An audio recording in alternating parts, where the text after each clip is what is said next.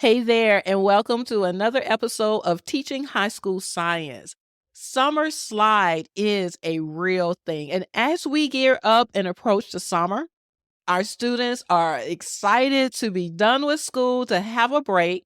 We do not want all of that hard work that we put into getting them to where they are to decrease. We want to make sure that they maintain or improve over the summer while having fun and having a break. So, to combat summer slide, in this episode, I am going to share 3 tips as well as some examples for how these can work for those challenging subjects that your child may be taking in the next school year. Let's dive in. Welcome to Teaching High School Science. I'm your host, Doc, a former biochemist turned high school science teacher and private tutor.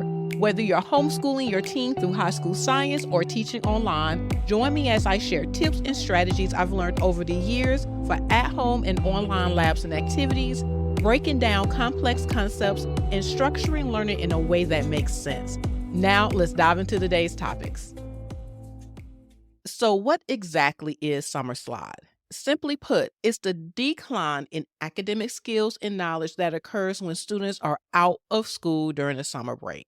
Without regular practice and reinforcement that they receive during the school year, students may forget important concepts or skills, making it challenging when they transition back into an academic routine in the fall. And research shows that students can lose up to 2 months of grade level equivalency in math and reading during the summer. The good news is that there are plenty of ways to beat summer slide, and I'm going to share 3 ways. Tip 1, encourage your child to read regularly over the summer, whether it's fiction, nonfiction, magazines, comic books. If you're baking cookies and that's your thing of baking, have them read the recipe to you. If they're looking up some type of entertainment trend about one of their favorite people, have them pull up an article and read that to you. I remember my brother when he was in school hated reading because nothing interested him. We started getting him magazines about things that he enjoyed, like resources and magazines on detailing cars. It started off with him just looking at the images and explaining them to us. Then when he wanted to learn more about what they was doing, he read.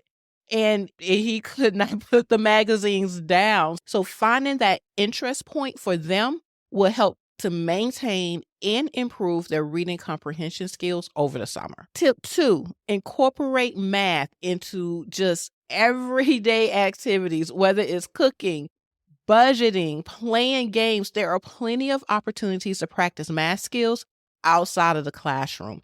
If you have a recipe that makes 6, but you only need to make it for 4 people, have them calculate those measurements.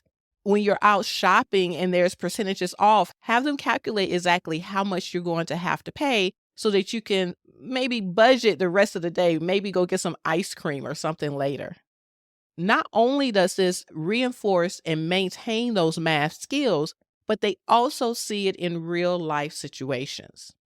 Tip number 3, if I haven't said it before, I am a DIY type of person. I love breaking things apart, seeing how it works, sometimes just grabbing different materials, building something new. These are hands-on activities where they can make observations. You can ask them if they were to change this, what will happen, or if something goes wrong during the process. And before you take it apart, ask them, where do you think we went wrong? What do you think we need to change?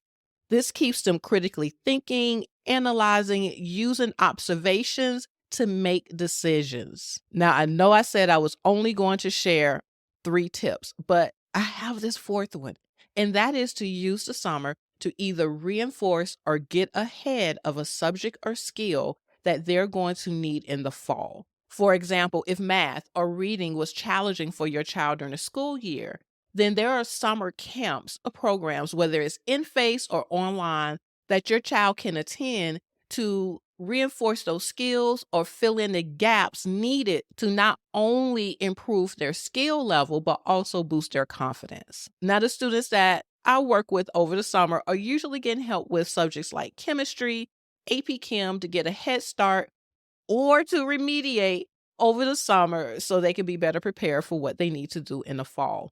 These are usually the classes that would cause anxiety, will have a reputation of being difficult or challenging. And students want to get a head start to get organized because once the school year hits, it moves fast.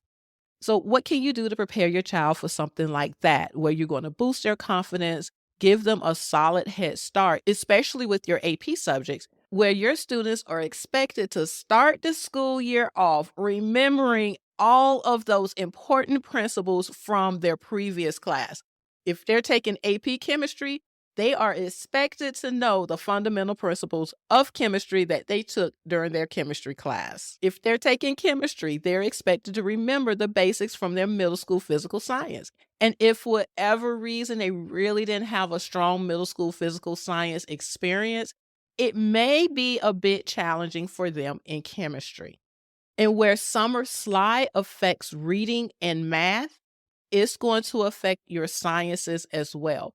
Because chemistry and physics and biology, you have to have reading comprehension. And in physics and chemistry, you're definitely going to need to have math skills, particularly algebra. And if you're doing physics, trig as well.